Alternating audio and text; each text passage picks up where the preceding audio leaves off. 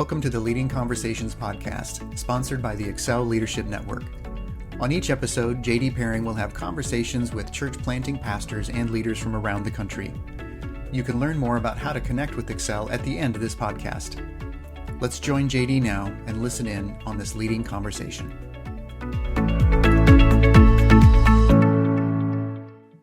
Well, we have the great opportunity to have the great Willie Nolte with us. Willie is the mission lead for Transformation Ministries.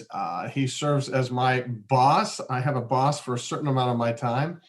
My wife, and then Willie, and then I do Excel on my own, so I don't have to have a boss for that. But I've been working with Willie for many, many years, and it's just a privilege to be able to talk to him about some leadership issues. So welcome, Willie. And I wanted to start this way. I don't think many of us know just kind of your background. Can you talk a little bit about growing up and how you sensed the call to ministry? Yeah, thank you. Thanks, JD. And yeah, I really appreciate the opportunity to just, hang out with leaders and be a part and talk about that. But so I often say that, we kind of say there are kind of two models for families that we think about. One is sort of the strong nuclear family, where there's a mom and a dad and things, leave it to Beaver type. And then there's the other type. And I'm from the other type.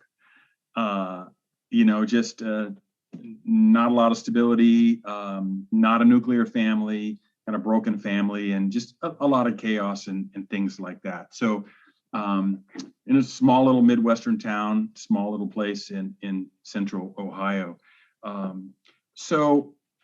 That just, it is what it is. It comes with lots of interesting, looking back on it now, and living a little bit of life, understanding a little bit of the challenges that so many people are going through, right? And divorce and some of the issues that families go through.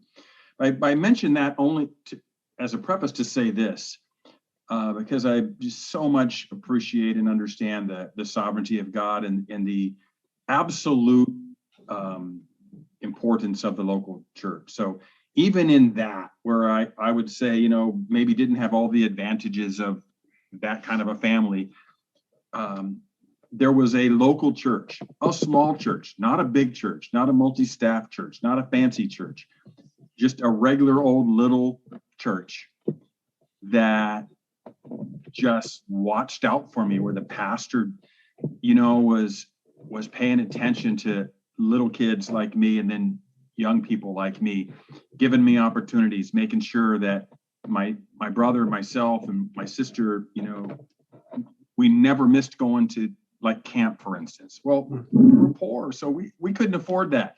I didn't understand what was going on then, but I do now. So it was really out of that experience of really appreciating what that church was about, and particularly not just the pastor, but other adult leaders, just really fell in love, honestly, with the local church. I kind of wanted to be a math teacher, so I actually went to university for a year, and then I got a D- in physics, so I realized, the math thing is just not happening. So when in doubt, fall back on Jesus, something like that. But also during that time, as a young adult, I just realized I love the church, and I don't mean as an institution, I mean what it is. And so I just had the opportunity to go on to, Judson and have some great early experiences of leadership in the local church. And that's how God called me to it. It got to the point, even as a seminarian, I was like, I have to do this. There's nothing else I want to do but to be a part. Follow Jesus, of course, first, but you understand what I'm saying. Well, that makes a lot of sense to me, Willie, because I know you have a heart. One of the things you're often saying with dealing with church planters and leaders is we got to get them to this event. It's like getting a kid to camp. Yeah. Just make it happen. So that makes a lot of sense. Now, you talked about seminary, and I know your wife's father was a seminary president. Was that your goal and your strategy? And I mean, you thought this is expensive? If I marry this girl, I get in seminary free? Or how did that work out? No, I wish I had been that smart at the beginning. I actually resisted for quite a few years. We were in Chicago area, so he was on the West Coast, and he wanted me to come out to the West Coast, and he was sure that was the best plan for me. But so I went to seminary first in Chicago, and but eventually he wore me down. He made me an offer I couldn't refuse to both do a second degree at seminary, but also be a faculty assistant with a great theologian that I loved. So he worked me and got his baby back to the West Coast too. So I mean, it was self-serving on his part as well. And he did pave the way for me to have a pretty sweet deal when I got to the West Coast. I'll admit that. Now, your pastoral ministry was in turnarounds. Just tell us just about where those were and just quickly how that went. What was Sure. that like for you? Yeah, we like I said, we got to the West Coast, and we had some great ministry experiences, but we ended up in churches that, particularly in Santa Cruz for 9 years, and then in Fresno for 15, almost 16. In each case, there were churches that were great churches that had a great history. 100, I think in Santa Cruz, my first year, we did the 135th anniversary or something like that. So it's just a great history, but like so many churches, a great history, but the current situation wasn't so strong. And that was also the case, in Fresno, a little bit larger context, but also a church that had, in both cases, a great heritage that people remembered and loved, but it was quite a ways in the past. The way I think that God used us, though, on that was to be thankful for the heritage of an historic church, but don't live back there. Just use it as a stepping stone to the future. So, in both cases, we had the opportunity to try to re-envision, cast new vision. I mean, look, if we're honest, most of the time we don't have a clue what we're doing. We just knew that I came to believe in both places that God wasn't finished with either of those churches, and just went on that premise. Celebrated the past, cast a vision for the future, just jumped right in, and God blessed those efforts. So I have a heart. I understand that God doesn't guarantee the perpetual survival of any local congregation as an organization, right? The Big C Church is going to do fine. That's what Jesus says. God doesn't guarantee that for any local church. But man, I feel like as long as God gives the even possibility for a church to continue in the kingdom work, then God, we need leaders that are willing to go in there and give it a shot. You just can't let churches go in this world. You just can't let them go. So we were privileged to be a part of that over the years. Yeah. Just talk about the thing. How do you move from Santa Cruz to Fresno? That's just one of my questions. JD, I kid you not. When we were in Santa Cruz, we used to host these conferences. It was a denominational thing. I can't remember if it was a youth conference or something, but anyway, and I was the host pastor, and we were always trying to figure out how to get people to stay over and then go to church, right? The conference was, I think, Friday to Sunday church. And of course, come on, everybody blew off church. So I used to say, I got to say, and it was a joke. Every year I'd say on Saturday, when I was doing the hi, I'm the host pastor, we are having church tomorrow. And, I've heard that, if you don't show up in church tomorrow, you could end up in a place like Fresno. I kid you not, I used to say that. So I just think one day God and the archangels and Jesus and they all were like, let's just show him what's up with that.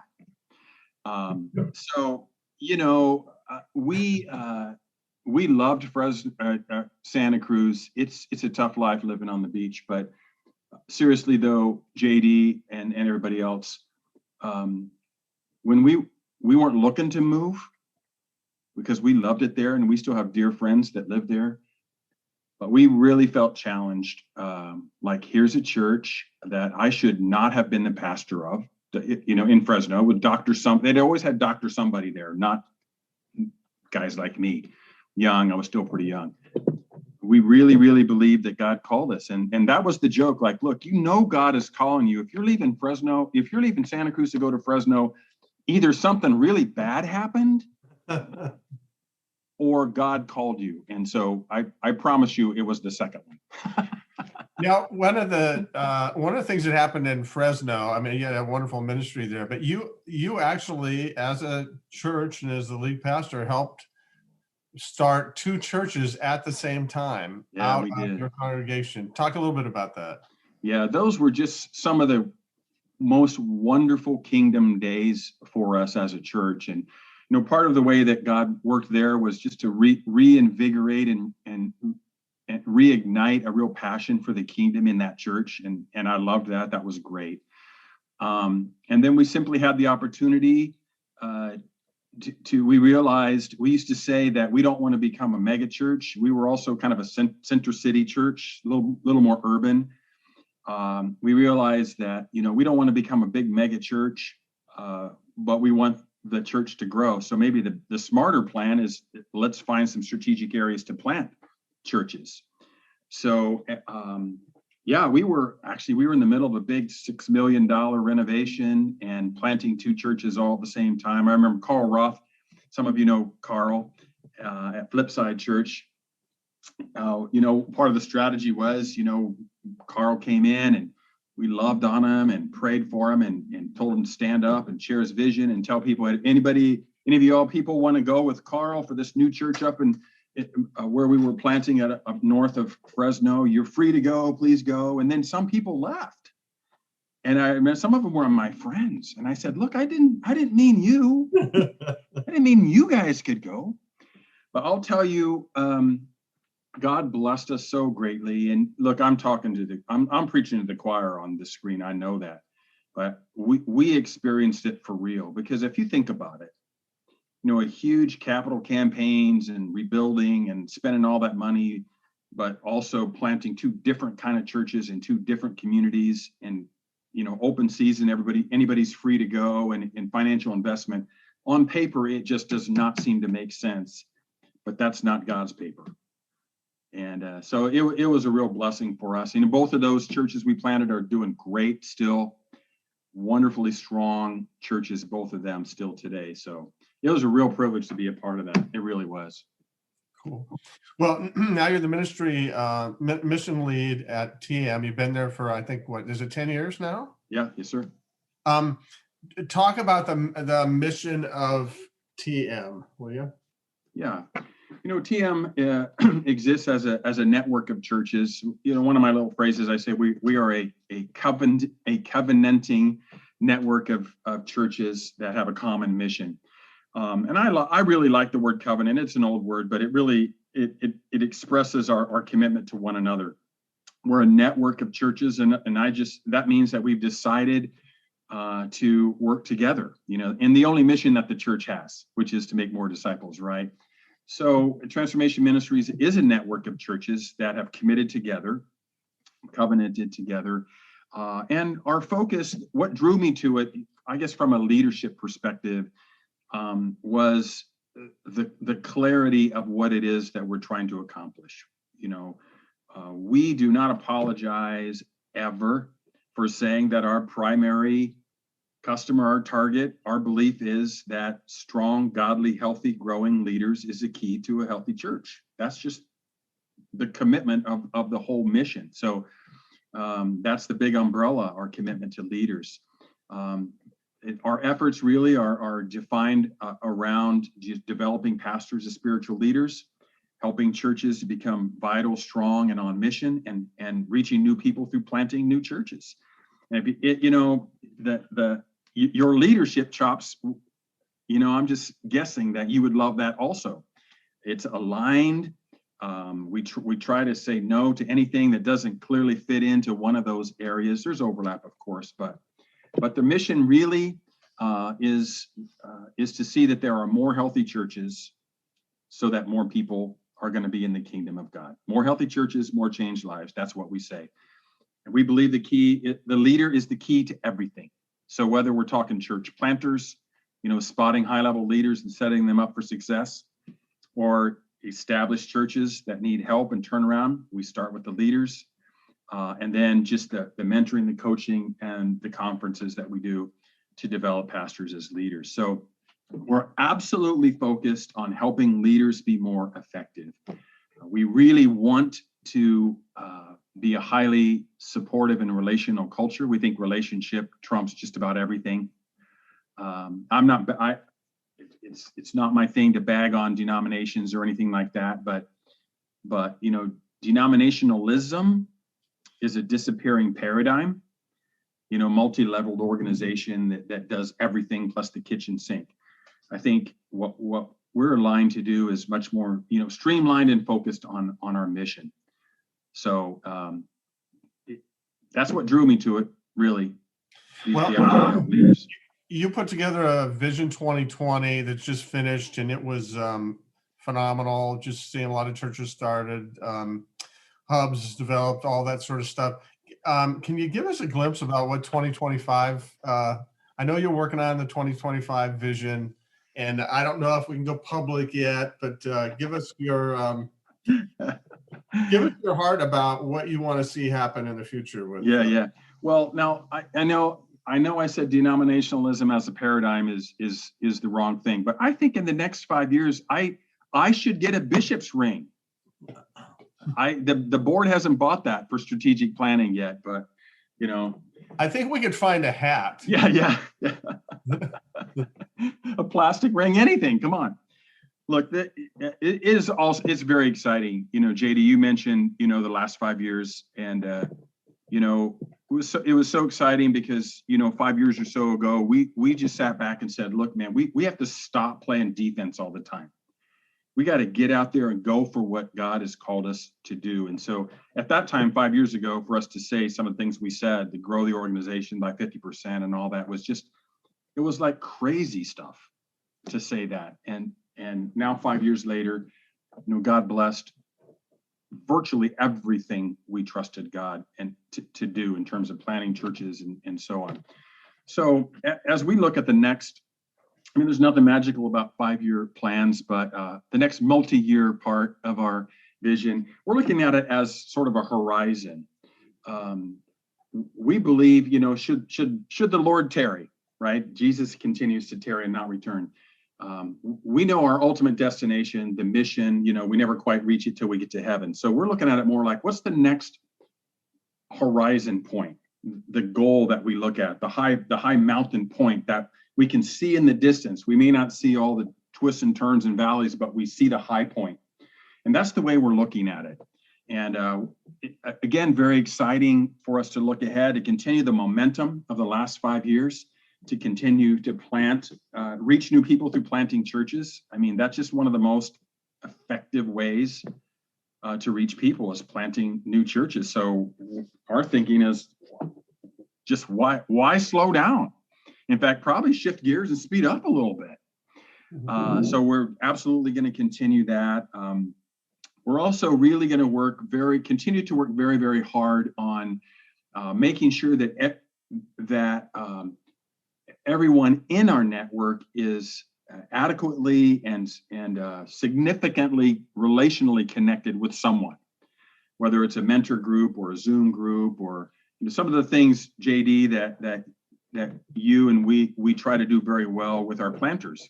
This connection event is a great example of that, right? So that 100% of our pastors can say, I have a significant relationship or significant, even if it's a small group, where I know I belong, I know it's safe, and I know where I can get help. So we're working really, really, really hard on that. We're being bold enough to say, in America today, you all probably, know the statistic that, researchers continue to tell us that the church in North America continues to largely decline. We're just going to be bold enough to say we don't accept that. In our network, we want it to be opposite. We want to have more of our churches getting healthier instead of weaker. And that would be an absolute opposite of the historic situation in America. Two other things I would say quickly. I know that I don't look as old as I am because, I'm only like 40, 41, 42. But here's the reality, friends. there is an entire generation of leaders in the church that are going to continue to age, and there is a significant need for us to identify, support, hand off, pick whatever word picture you want, younger leaders to lead the church. And I think we understand that doesn't necessarily happen naturally unless we do it with some intentionality. So we're very in this next horizon. Last thing I would say is the phrase that I love about the next 5 years, JD, is a phrase that our board came up with on a sort of retreat where we're asking God, and just shout out to Brian Berman. He was there. He facilitated that for us. Brian, thank you so much. But we have a phrase we're using that in these next years, we are expecting to experience things only God will accomplish. So if it's something we can do on our own, it has to be something we look at that and say, man, only God could have made that happen. And that's probably as exciting as anything that we're trying to do in the next chapter. Well, Willie, thanks for sharing this time with us. Tell us a little bit about your story. It's been a great privilege to work with you, alongside of you, as having you as my boss. And I'm excited about what God's going to do in the future. I know some of us are getting older, but I'm looking forward to working together for many, many more years. So thank you so much. Thank you. Thanks. Thanks for joining the Leading Conversations podcast. We hope that you found it both helpful and encouraging. At Excel Leadership Network, our focus is on the church planter rather than the church. If you'd like to find out more about us, visit our webpage at excelnetwork.org. Don't forget to subscribe to this podcast so you don't miss any future episodes. See you next time with another Leading Conversation.